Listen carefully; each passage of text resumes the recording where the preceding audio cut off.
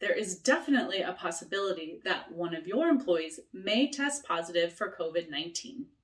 As an employer, it is important to know what steps to take when you're notified that a staff member has tested positive. It is recommended that you take the following steps immediately in order to ensure the safety of your employees and to comply with applicable laws.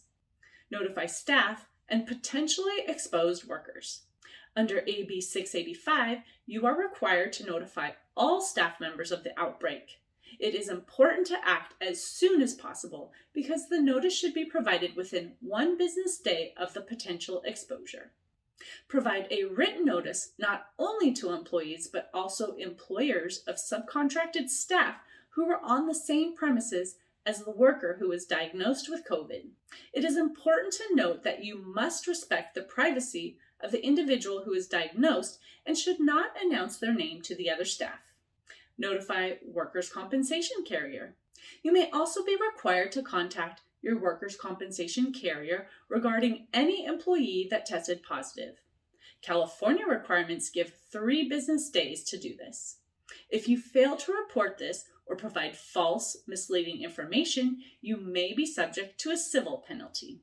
When contacting your workers' compensation carrier, you will need to provide the following: name of the individual who tested positive, date of the positive COVID test, address where the employee works, and where they worked during the 14 days prior to the COVID test.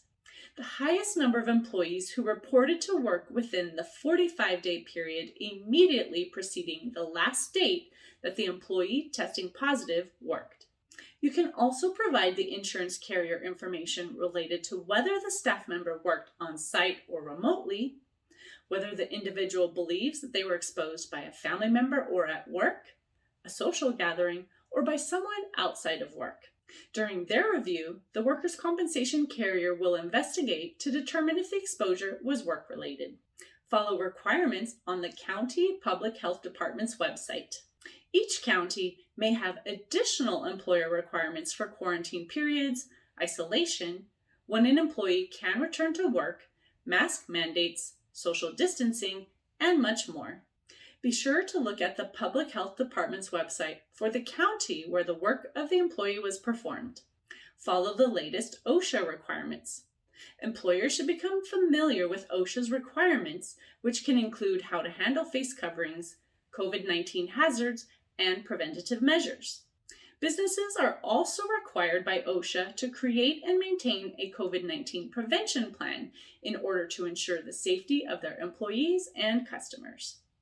As always, it is recommended that employers check their state health and safety laws for up-to-date information on how to navigate potential COVID outbreaks.